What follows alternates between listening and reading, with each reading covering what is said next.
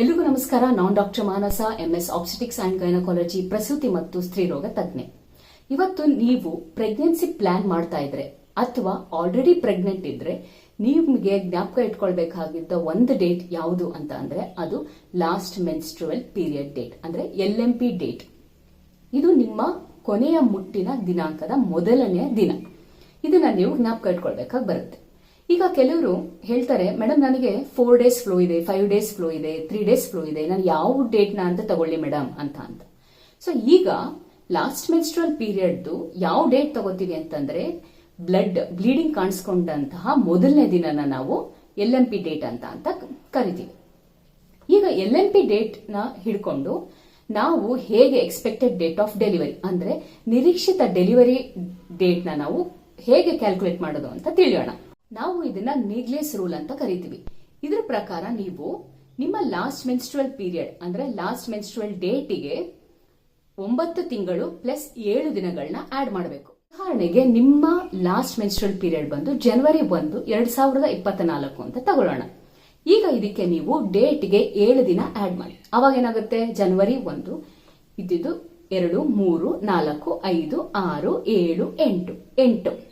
ಈಗ ಜನವರಿಗೆ 9 ತಿಂಗಳನ್ನ ಆಡ್ ಮಾಡಿ. ಏನ್ ಬರುತ್ತೆ? ಜನವರಿ, ಫೆಬ್ರವರಿ, ಮಾರ್ಚ್, ಏಪ್ರಿಲ್, ಮೇ, ಜೂನ್, ಜುಲೈ, ಆಗಸ್ಟ್, ಸೆಪ್ಟೆಂಬರ್, ಅಕ್ಟೋಬರ್. ಸೊ ಹೀಗಾಗಿ ನಿಮ್ಮ ಎಕ್ಸ್ಪೆಕ್ಟೆಡ್ ಡೇಟ್ ಆಫ್ ಡೆಲಿವರಿ ಏನ್ ಬಂತು? ಅಕ್ಟೋಬರ್ 8, 2024. ಈಗ ನೆಕ್ಸ್ಟ್ ಅದೇ ನಿಮ್ದು LMP ಡೇಟ್ ಬಂದು ಜೂನ್ 1 ಆಗಿದ್ರೆ ಏನು ಅಂತ ನೋಡೋಣ. ಜೂನ್ 1 ಆಗಿದ್ರೆ ಏನಾಯ್ತು? 1ಕ್ಕೆ 7 ಸೇರಿಸಿದ್ರೆ 8.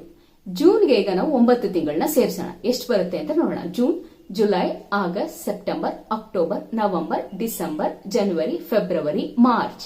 ಸೊ ಹಾಗಾಗಿ ಏನಾಯ್ತು? ಇದು ಮಾರ್ಚ್ 8, 2025 ಆಯ್ತು. ಯಾಕಂತಂದ್ರೆ ನೆಕ್ಸ್ಟ್ 3 ತಿಂಗಳು ನೆಕ್ಸ್ಟ್ ವರ್ಷಕ್ಕೆ ಹೋಯ್ತು. ಇವಾಗ ಇನ್ನೊಂದು ಉದಾಹರಣೆನ ತಗೊಳ್ಳೋಣ. ಸಪೋಸ್ ನಿಮ್ದು LMP ಡೇಟ್ ಬಂದು ಜನವರಿ 25, 2024 ಇತ್ತು ಅಂತ ಇಟ್ಕೊಳ್ಳೋಣ. ಆಗ ಹೇಗಾಯ್ತು? 25, 26, 27, 28, 29, 30, 31. 32 ಇದೆಯಾ ಜನವರಿಯಲ್ಲಿ? ಇಲ್ಲ. ಬಟ್ ಇದು ಏನಾಯ್ತು? 32 ಇದ್ದು 1ನೇ ತಾರೀಕು ಫೆಬ್ರವರಿಗೆ ಹೋಯ್ತು. 1ನೇ ಫೆಬ್ರವರಿಗೆ ಹೋಯ್ತು. ಈಗ ನೀವು ಫೆಬ್ರವರಿಗೆ 9 ತಿಂಗಳನ್ನ ಆಡ್ ಮಾಡಿ. ಫೆಬ್ರವರಿ, ಮಾರ್ಚ್, ಏಪ್ರಿಲ್, ಮೇ, ಜೂನ್, ಜುಲೈ, ಆಗಸ್ಟ್, ಸೆಪ್ಟೆಂಬರ್, ಅಕ್ಟೋಬರ್, ನವೆಂಬರ್. ಸೊ ಹಾಗಾಗಿ ಇದೇನಾಯ್ತು?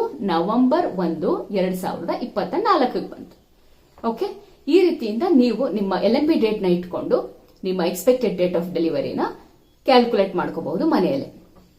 ಬಟ್ ಇದು ಯಾರಿಗೆ ಉಪಯೋಗ ಅಂತ ಅಂದ್ರೆ ಯಾರ ಪೀರಿಯಡ್ಸ್ ರೆಗ್ಯುಲರ್ ಆಗಿರುತ್ತೋ, ಅಂದ್ರೆ ಪ್ರತಿ ತಿಂಗಳು ಕರೆಕ್ಟ್ ಡೇಟ್ಗೆ ಆಗ್ತಾರೆ, ಯಾರ ಸೈಕಲ್ 28 ದಿನಗಳ ಸೈಕಲ್ ಇದೆಯೋ ಅವರಿಗೆ ಇದು ಉಪಯೋಗ ಆಗುತ್ತೆ. ಇನ್ ಕೇಸ್ ನಿಮ್ದು ರೆಗ್ಯುಲರ್ ಪೀರಿಯಡ್ಸ್ ಇದೆ, ಸಪೋಸ್ 2 ತಿಂಗಳಿಗೊಮ್ಮೆ ಆಗ್ತಿದ್ದೀರಾ, 3 ತಿಂಗಳಿಗೊಮ್ಮೆ ಆಗ್ತಿದ್ದೀರಾ ಅಂತಂದ್ರೆ ಆವಾಗ ಈ ಡೇಟ್ ನ ಯೂಸ್ ಮಾಡ್ಲಿಕ್ಕೆ ಬರೋದಿಲ್ಲ. ಬದಲಾಗಿ ನಾವು ಸ್ಕ್ಯಾನ್ ಮೊದಲನೇ 3 ತಿಂಗಳಲ್ಲಿ ಮಾಡಿಸಿದಂತಹ ಡೇಟಿಂಗ್ ಸ್ಕ್ಯಾನ್ ನ ಹಿಡಿದು ಎಕ್ಸ್ಪೆಕ್ಟೆಡ್ ಡೇಟ್ ಆಫ್ ಡೆಲಿವರಿ ಹೇಳ್ತೀವಿ.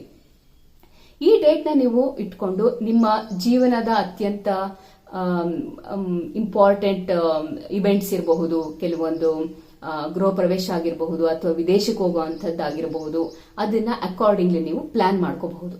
ಇದು ನಿಮಗೆ ಉಪಯೋಗ ಆಗ್ತು ಅಂತ ತಿಳ್ಕೊತೀನಿ. ಪ್ರೀತಿ ಪಾತ್ರರಿಗೆ ಕಳಿಸಿ. Thank you.